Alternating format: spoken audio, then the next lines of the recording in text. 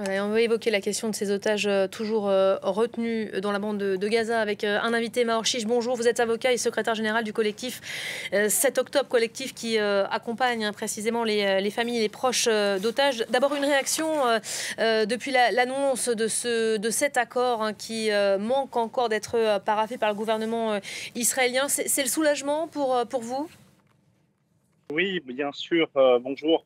On est tous soulagés. On a tous suivi toute la nuit les informations qui tombaient au compte-gouttes et on attend maintenant la ratification par le gouvernement et surtout le retour chez eux en Israël à la maison de 20 otages vivants et dans la phase 2 des dépouilles des 28 hôtes restants.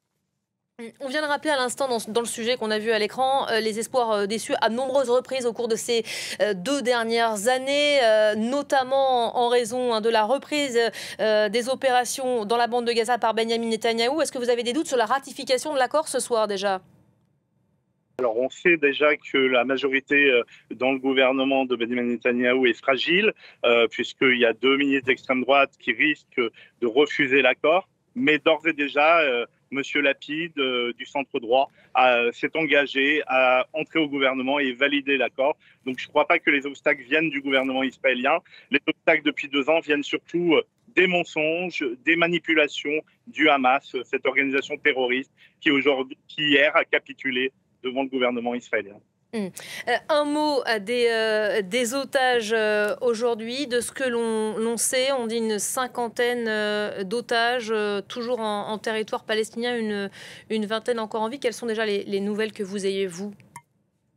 Alors, on sait qu'il y en a 20 vivants, 28 dont les corps sont à Gaza, mais simplement 12 ou 13 sont aujourd'hui entre les mains du Hamas. Les autres devront être recherchés par une force internationale, comme après Srebrenica, lorsqu'il y a des morts et des guerres, malheureusement, derrière, les services des morgues doivent venir pour à la fois retrouver les corps, les traces de corps, ou les identifier. Et parfois, malheureusement, on ne retrouve pas les corps et on enterre en sachant qu'ils ont été assassinés.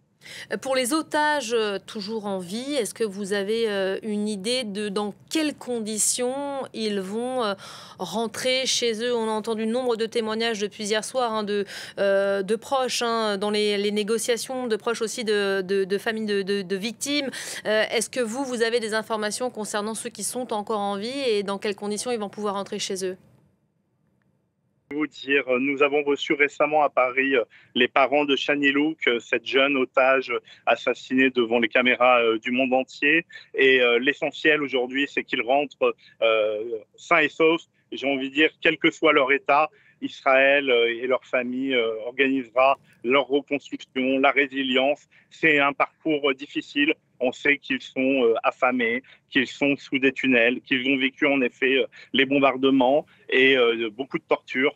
Mais l'essentiel aujourd'hui, c'est qu'après 2 ans, ils sont sains et saufs et puissent rentrer chez eux.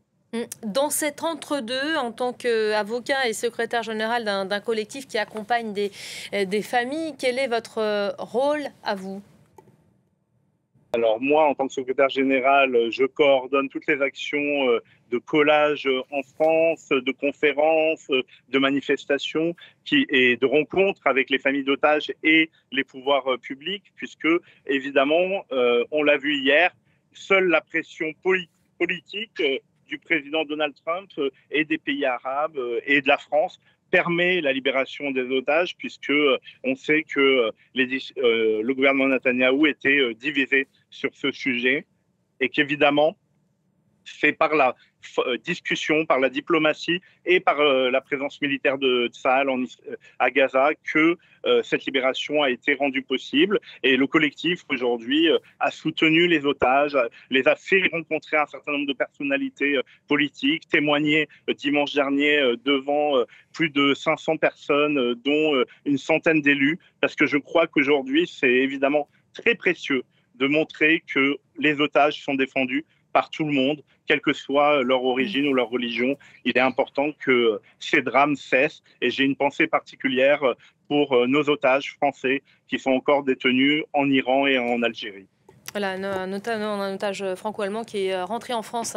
Aujourd'hui, vous me permettez la parenthèse dans cette journée entièrement consacrée à la situation au Proche-Orient. Une dernière question. Vous saluez le rôle de la France.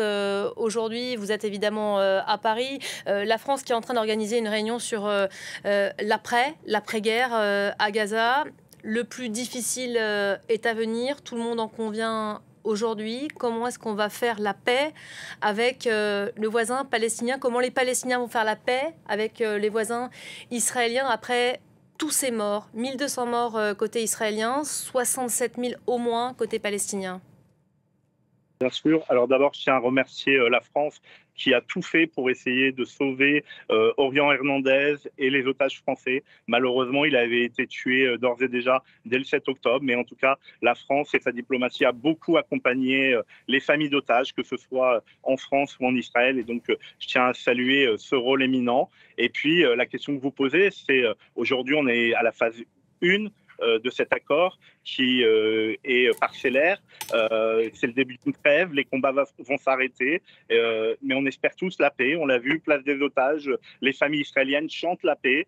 À Gaza également, les Palestiniens peuvent espérer la paix, la fin de la guerre. Et aujourd'hui, l'enjeu, c'est que pour une fois, la communauté internationale ne doit pas, après cet accord, se détourner de la situation du Proche-Orient, mais rentrer dans de nouveaux accords d'Abraham, XXL, qui permettront et la reconstruction de Gaza et la construction d'un avenir commun entre les Israéliens et les Palestiniens, parce que la majorité des deux peuples veut la paix. Et malheureusement, les attaques du 7 octobre ont brisé une dynamique qui permettait d'aller vers la paix, la reconnaissance d'Israël par l'Arabie saoudite. Mais je vois dans la reconnaissance par l'Indonésie et son président de l'importance de reconnaître Israël, un signe que les choses sont en train de bouger. Et ça va être long, ça va être difficile, mais l'essentiel, c'est qu'aujourd'hui, les otages rentrent en Israël et qu'un début de processus de paix politique reprenne.